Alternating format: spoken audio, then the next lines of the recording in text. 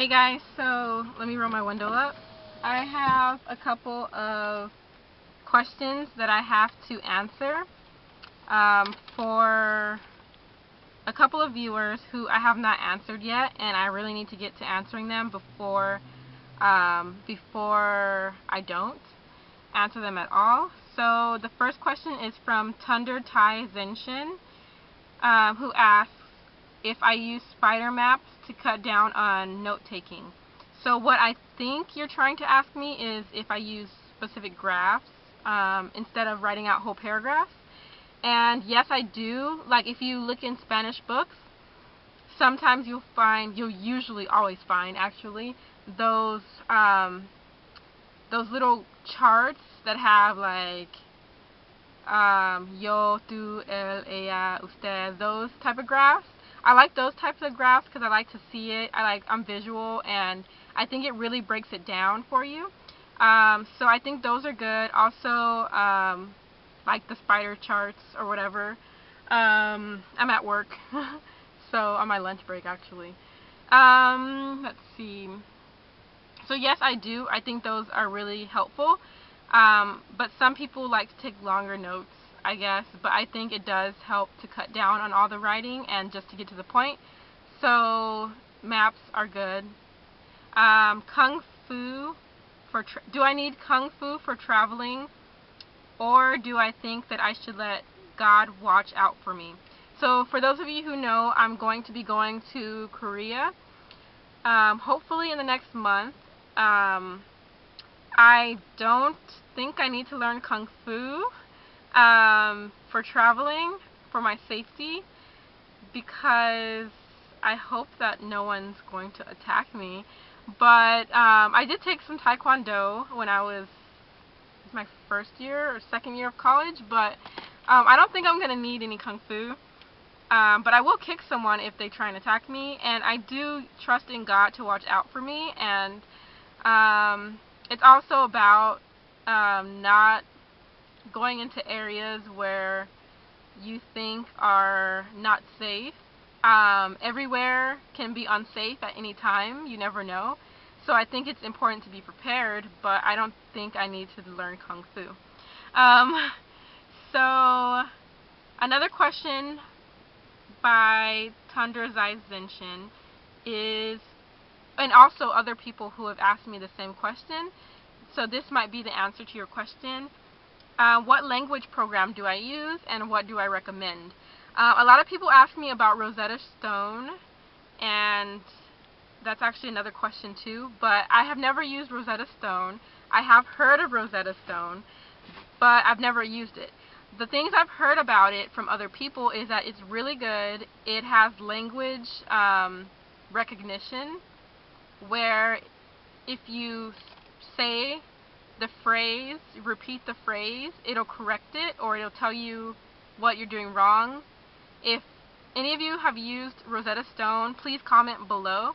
That way you can tell me what the language recognition is like.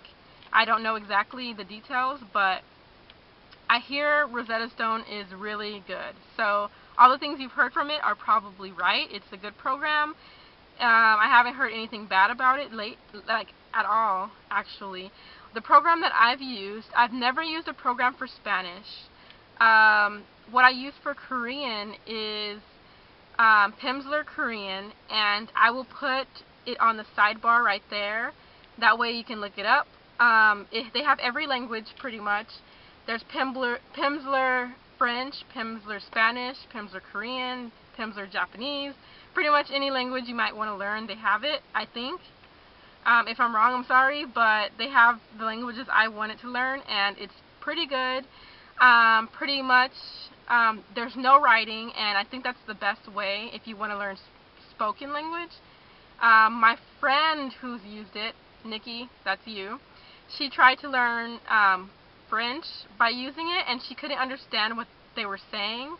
Like you don't know if they're saying an N or an M, you know. So that has been kind of a problem in my Korean, but whenever I use it, whenever I use it in real life, people say that I sound good. So I don't know, maybe try it out for yourself, but it's cheaper than Rosetta Stone, and the reason why is it doesn't have voice recognition, but I think it's a good starting program if you want to use it.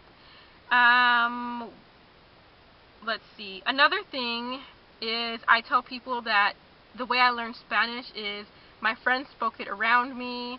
I watched Spanish soap operas, telenovelas, oh, I'm getting ready to speak Spanish. What kind of shows and music do I listen to? I haven't watched a Spanish soap opera in forever. And the last one I watched was called Rebelde. Yes, that was the one I watched.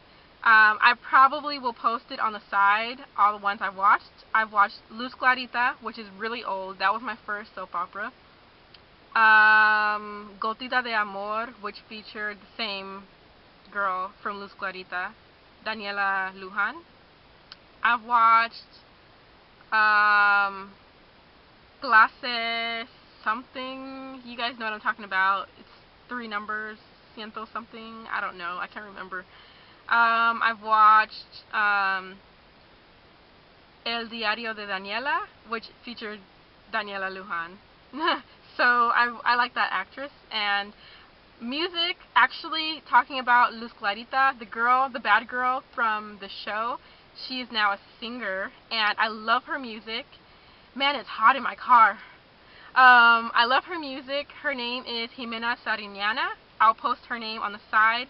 Listen to her music if you haven't, but I do recommend Spanish music if you're learning Spanish, and if you're learning English, I recommend English music. And I like Juanes. I like all of the, pop type music in Spanish. Pretty much, if you Google top Spanish artists, maybe you'll find it. I like 107.5 K-Love. That's 107.5. I have to say it in Spanish first because I can't remember what it is in English. How long have I been speaking Spanish? Speaking Spanish, I've been listening to Spanish being spoken around me since I was maybe in the 4th grade, but I was too shy to speak it, so I understood it growing up. By the 5th grade, I knew I understood it. I didn't start speaking it until around senior year of high school because I was too shy, although I did take Spanish classes since 9th grade. Let's see. Someone named Quietness asked me, am I ready for the racism in Korea, or be prepared, or something like that.